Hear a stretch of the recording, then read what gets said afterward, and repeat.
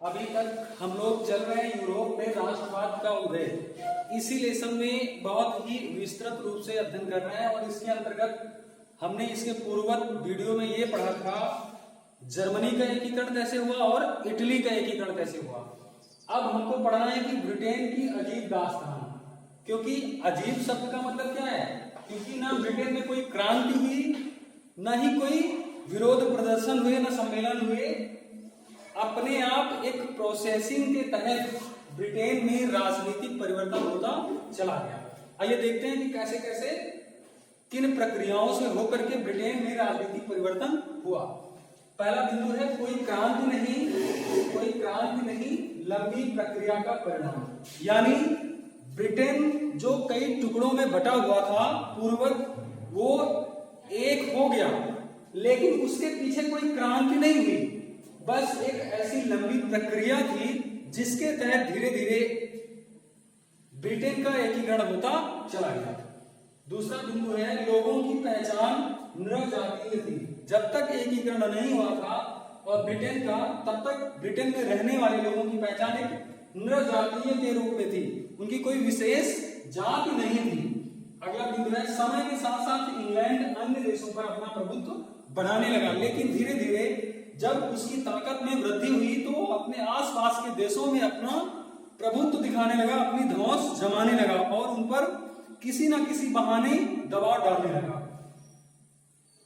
अगला बिंदु है 1688। ये सत्र ऐसा होता है जो इंग्लैंड में बहुत ही महत्वपूर्ण है।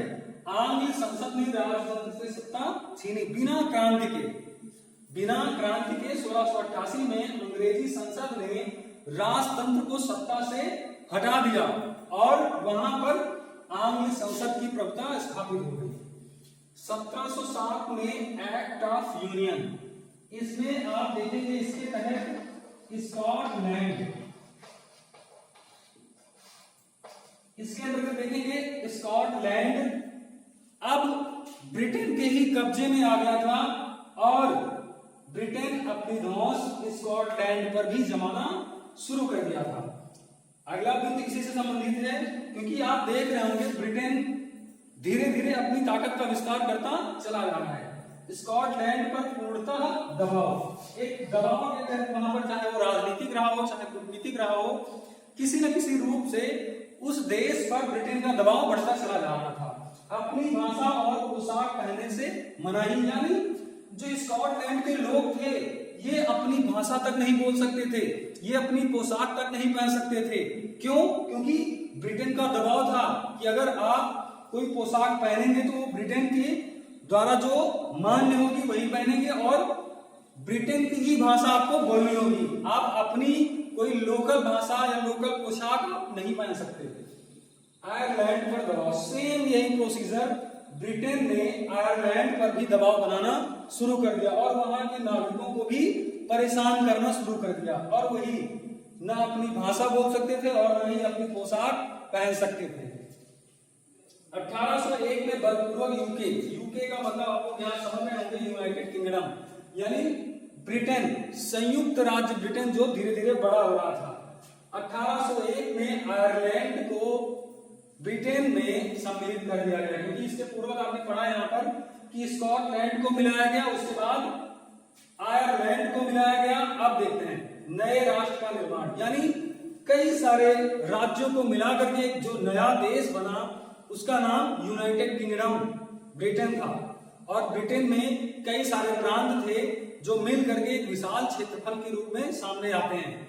और जो एकीकरण की प्रक्रिया चली बिना क्रांति के, ब्रिटेन ऐसा उदाहरण पूरे विश्व के सामने है कि बिना क्रांति के ब्रिटेन जो पहले टुकड़ों में विभाजित था वो धीरे धीरे अपनी विस्तारवादी नीति के कारण अपने क्षेत्रफल को बढ़ाता हुआ एक विश्व पटल के सामने दिखाई पड़ता है। तो इस निष्कर्ष पर हम लोग पहुंचते हैं कि ब्रिटेन भी अब जर्मनी तथा इटली के तौर तरीके पर चलकर एकीकरण की प्रक्रिया में सफल हो चुका था।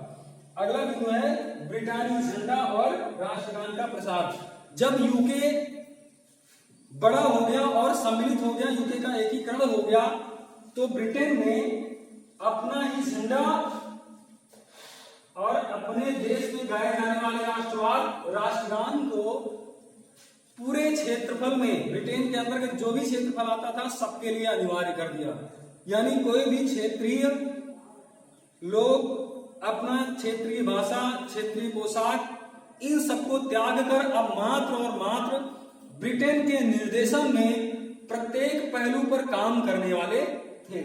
तो हमने ये समझ लिया यूरोप में राष्ट्रवाद का उदय कैसे हुआ, उसी के साथ साथ जर्मनी, इटली और उसके पहले हमने फ्रांस पर चर्चा की थी, उसके बाद उसके और पहले यूनान, यानी कई देशों पर हम चर्चा कर रहे हैं। अब यूरोप में ही अभी हम चल रहे हैं, यूरोप में ही अब ब्रिटेन की अधिक दास्तान हमने पढ़ ली है।